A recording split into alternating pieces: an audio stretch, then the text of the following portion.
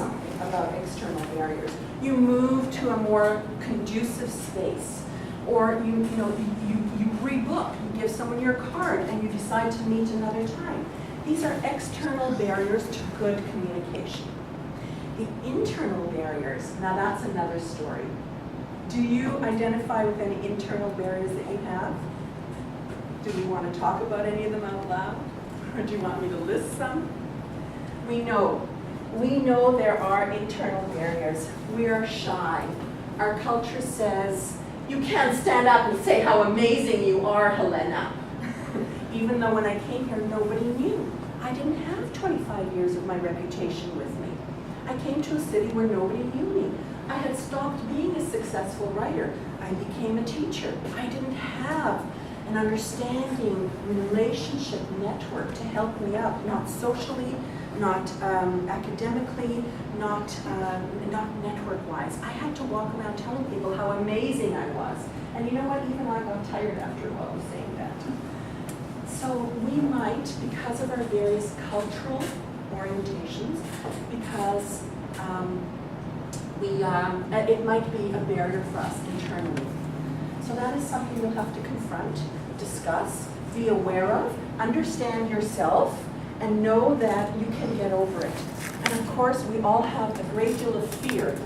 And fear, if you have been to any business type of, see, we're nervous about our spelling, even though we're editors and writers. Fear. Okay. So if you have been to any kind of lectures, education, motivation, you know that people will say, oh, it stands for, to make sure that you have confidence. False evidence appearing real.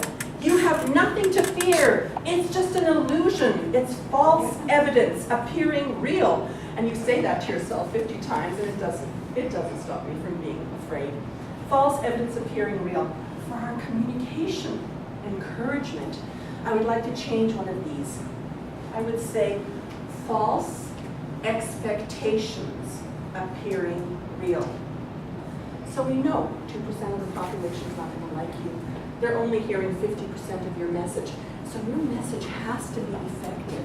It has to hone in on what is really important for that small window. And don't worry about it. Expectations, that's again coming from yourself. Decide in advance what it is that you're going to want out of a particular exchange between sender and receiver. Be aware of some of the barriers, internal and external. Get over it. You're going to be judged. Get over it. Decide what is important to you. And then I would say the next thing is listen. Because, I'm sorry, again my handwriting there. Listen. Understand the situation before you barge in.